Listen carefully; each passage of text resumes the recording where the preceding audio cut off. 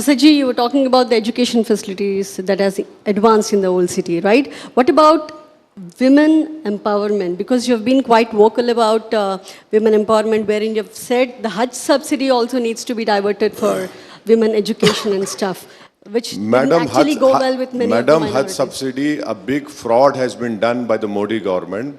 625 crores was the Hajj subsidy, which was not given to Muslims. It was given to Air India.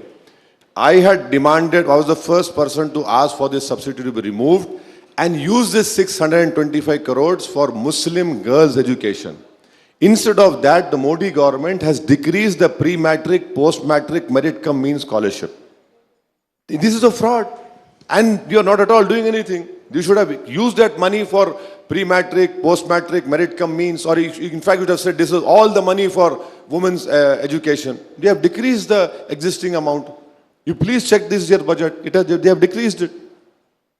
Okay अभी आपने कहा कि हम लोग आपकी तकरीरों को लेकर बड़े सेलेक्टिव हैं और जो होता है वही उठाते हैं। मैंने आपकी तकरीरें देखी हैं। आप अपनी तकरीरों में बाबरी मस्जिद का भी बड़ा जिक्र कर रहे हैं और उसको लेकर भी कांग्रेस को घेर रहे हैं। लेकिन मेरा सवाल कुछ और है। राम मंदिर बनकर तैयार है, मस्जिद का कुछ नहीं हो रहा है अभी तक, उसको लेकर क्या कहना चाहिए? मेरी मस्जिद तो छीन ली है ना मुझसे। देखिए, कांग्रेस पार्टी की हिस्ट्री आप सुनिए। जब पहली मर्तबा 48-49 में मूर्तियां रखी गई थी रात के अंधेरे में चोरों की तरह, जब मुख्यमंत्री कौन थे? जीबी पंत। प्रधानमंत्री कौन थे? पंडित नेहरू। आपने कुछ नहीं किया। फिर जीबी पंत है, नेहरू प्राइम मिनिस्टर है, आपने कहा कि मुसलमान नमाजी नहीं पढ़ेंगे, मैं खो दिया। 86 में राजीव गांधी प्रधानमंत्री है, आपका और मेरा मुकदमा चल रहा है, तो दोनों साइड को जज साहब सुनना चाहिए ना। बगैर मुझे सुने जज साहब ने 86 में 25 पेजेस का ऑर्डर दिया। उस जमाने में कंप्यूटर नहीं था।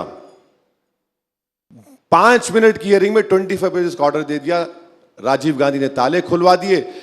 दैट ऑनरेबल जज अपनी किताब में लिखे कि मैं ऑर्डर इसलिए दिया क्योंकि जब मैं कोर्ट में बैठा हुआ था तो मेरी कोर्ट की दीवार पर एक मैंने 2 दिन काले बंदर को बैठते हुए देखा, तो मुझे मालूम हो गया कि ऊपर से इशारा हुआ जजमेंट दे दो। अपनी किताब में लिख रहे वो, मैं नहीं बोल रहा हूं।